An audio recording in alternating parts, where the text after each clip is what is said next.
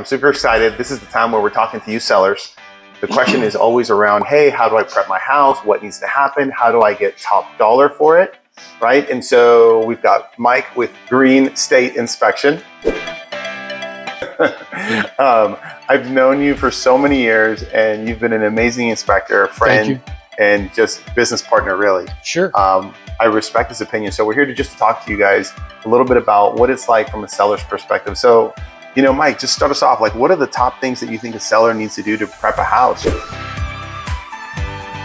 Well, there are 5 areas generally that need to be considered before putting your house on the market. Namely, the roof. You might want to consider having the roof inspected for any hail damage, mechanical damage, wind damage, or any leaking plumbing pipes or vents. These things can cause issues down the road during escrow if an inspector like me comes in and finds hail damage on the roof. Now we've got a lengthy process to go get that repaired. So I think having that checked out before you list your house is very important.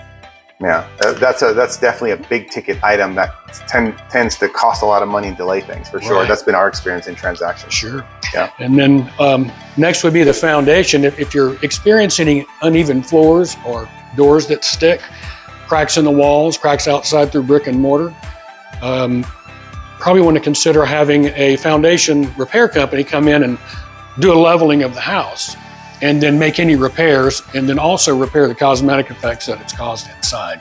Okay. These are things that really are important when a buyer comes in and walking through and they see cracks or doors sticking or other indications of foundation movement. It could scare them off. So, and we've talked about this before, and this is kind of a big deal, especially if they're not from Texas.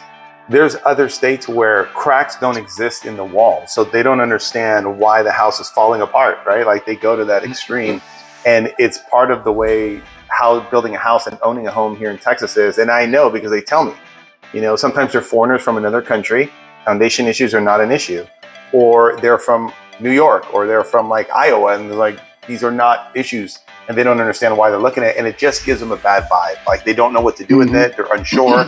And it causes, you know, when people are unsure, they don't move forward. Right. So that's definitely proven. I know that one firsthand. I've heard that so many times walking through a house, and I kind of have to not necessarily talk them out of it, but just be like, hey, listen, this is the normal thing here in Texas. You know, if you want more information, you know, reach out to Mike, have that conversation, and see what his thoughts are on it. So, yeah. And then move on to electrical. Most modern homes or newer homes won't have as many electrical issues that you might find in an older home. So I would touch base on, if you do have an older home and it has an outdated electrical panel, and that could be a Federal Pacific or a Sylvania or a Zensko brand panel that are stab lock style breakers, it also may be located in a bedroom closet, which is also no longer allowed. Right. So you might want to have that evaluated by a licensed electrical contractor and either replace it, repair it, or move it to an approved location. Okay. You also want to make sure that all your GFCI outlets trip and reset. And I would go as far as even to making sure that you have light bulbs in all your fixtures and that those work as well.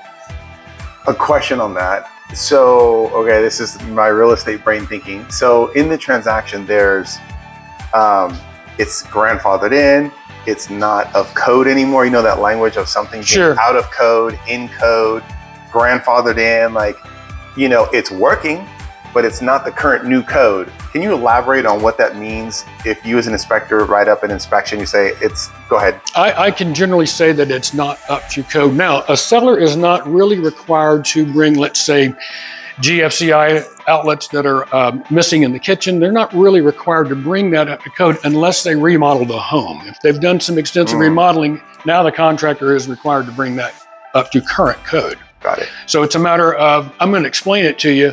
I'm going to tell you that it's not current code, and then you're going to have to decide, is it something that you can live with or something that you have plans for during remodeling the kitchen that you'll take care of later.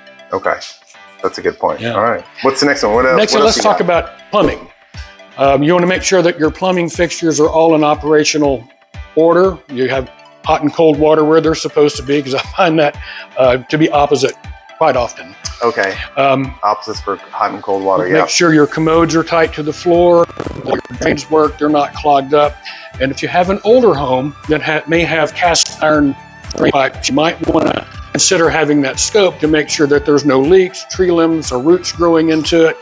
And some areas may even be collapsed. So that's a big ticket item that may hold you up later and cause problems before you get to the closing table. Right.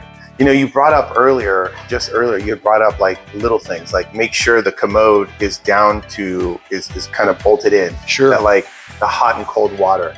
I just want to chime in on the real estate perspective. This is for sellers. I know this because I have conversations is, if they don't fix it, what happens is the buyer's like, oh, well, if they didn't take care of those things, what else did they not take care of? Man, how many projects do I have to deal with when they thought they were getting a great home? Yeah. And it turns out the hot and cold aren't working, or like the commode's not in, or like those little things, right? So some of these are minor, but we do consider them red flags. Yeah. So no, that's interesting you bring that up, because I've seen that on the negotiating table around what that really means to a buyer, what that means to a seller. Right. We're talking about detail here that shows how has the seller taken care of the home. Right. And those are the little things that can make a difference on the back end. Right. Yeah. What else you got? HVAC, your heating, cooling, ventilation, air conditioning.